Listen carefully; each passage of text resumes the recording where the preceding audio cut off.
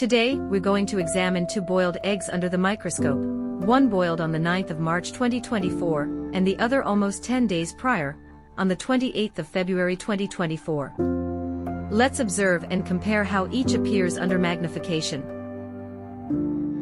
This experiment was conducted on the 9th of March 2014, the same date as the video production.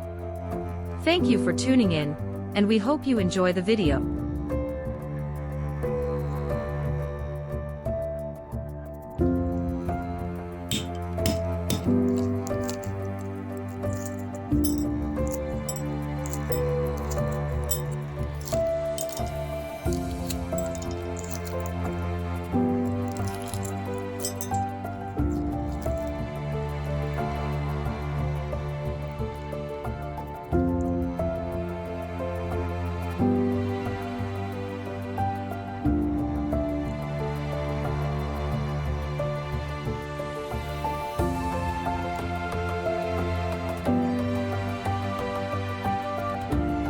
Examining a freshly boiled egg under a microscope unveils a dense network of protein clusters, contributing to its solid and cohesive structure.